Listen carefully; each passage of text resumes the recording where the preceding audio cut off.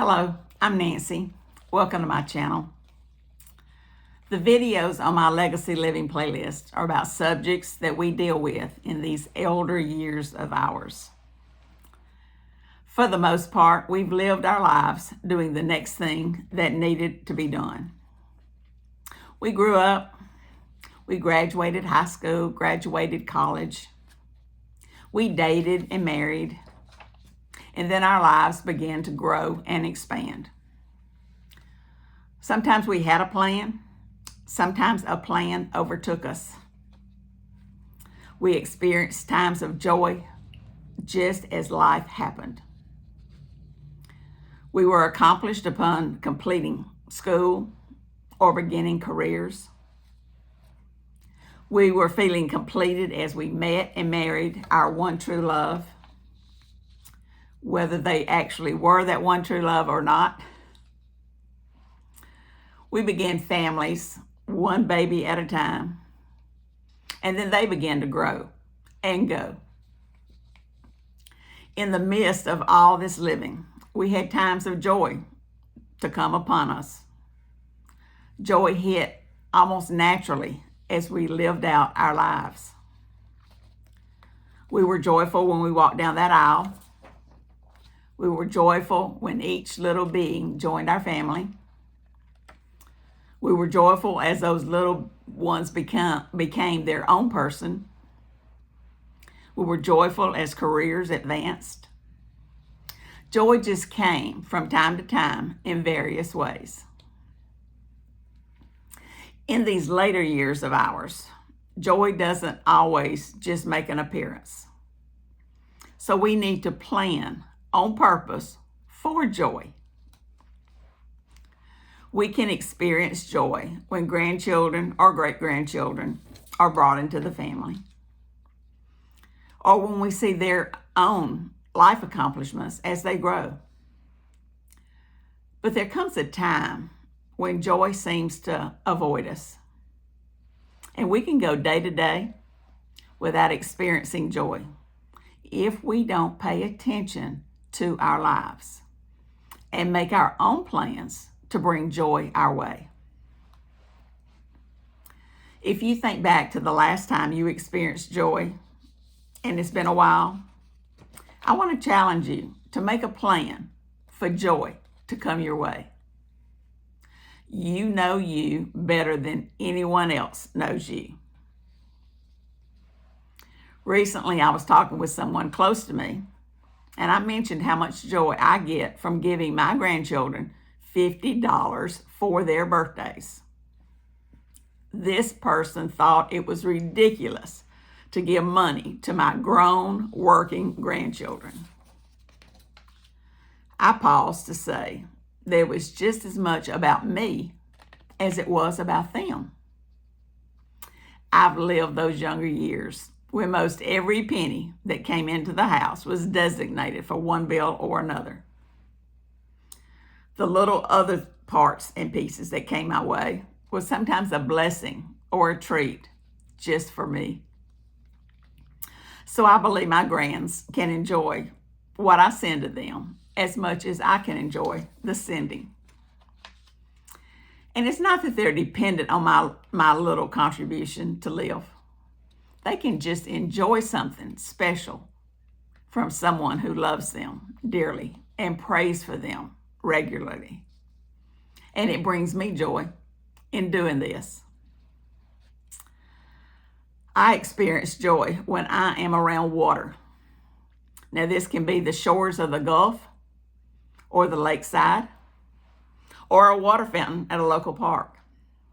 Water just does something for my soul. We have an overlook at a reservoir that's near me. Many times over the years, I have driven to this spot just to be quiet, to think as I looked out over the water to the horizon. I never leave my times around water without experiencing joy and feeling inspired.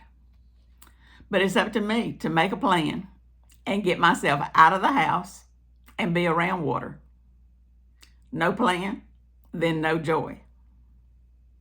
And even as I was writing my notes for this video, I heard the patter of rain outside my window, and a smile came to my face. The heat of the summer has, for the most part, moved on. Not that I'm trusting this cooler weather to last very long, but for the most part, the 100 degrees are gone, hopefully. So my daughter has planned us a trip to the Gulf. We're taking no one else with us. We're responsible for no one else but ourselves. We will sleep when we want to. We'll eat what we want. We'll sit by the water or walk in the waves.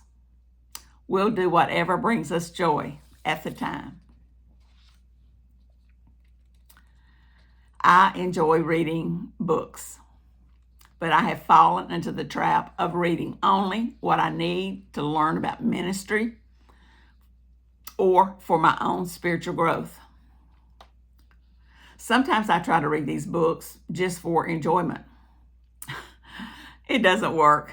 I find myself with paper and pen making notes on what I'm reading and not just reading to enjoy the experience of reading for pleasure. When I hear something, when something sparks something within my heart, I want to share it with the people I love. So I need to write it down or it will go out of my mind in a flash. This week, I made myself on purpose pick up a fiction book by one of my favorite authors, and I'm reading it. Just for pleasure, just for the joy that it brings me. Another thing, another thing that brings me joy is gardening. I'm not successful with all that I do in my yard, but I enjoy making different areas prettier by the addition of annuals or planting of some new shrubs. After I lived through that first year without Joe, I joined the Master Gardener program in Mississippi. I've learned so much about gardening, and I've enjoyed being with like-minded people, talking about what we all love, what we all enjoy: seeds, plants, and growing stuff. I have a new community of friends who I can interact with outside my family.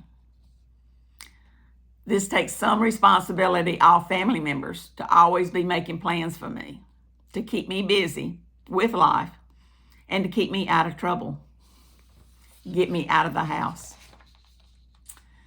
And one valuable thing that I've learned about gardening is to plant things where they want to be and not plant them where I want them to be.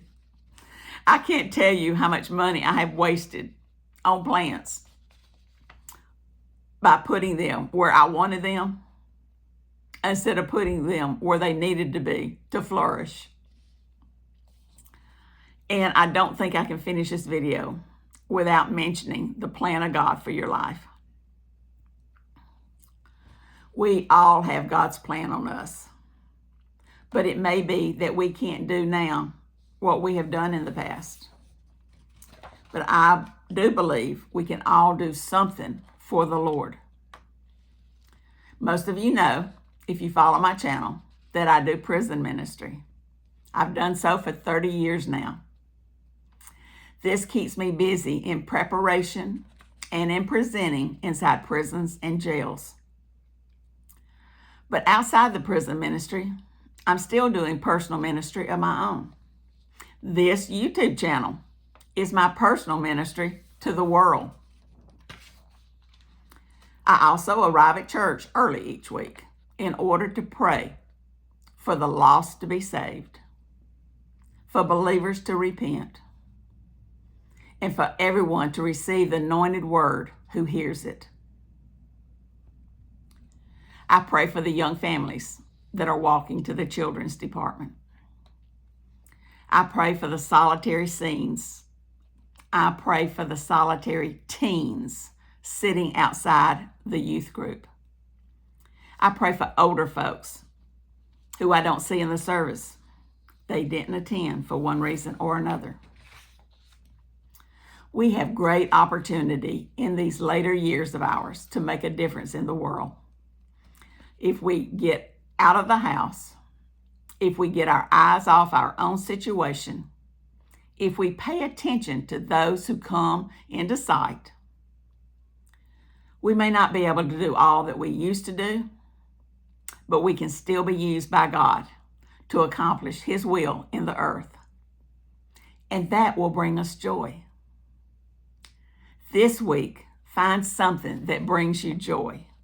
And on purpose, enjoy it. Living these latter years should be a blessing to us, but it also should be full of joy. If you're enjoying my videos, do me a favor. Please like and subscribe, and check out each of my playlists when you have a chance. Thank you for watching today, and we'll be together again soon.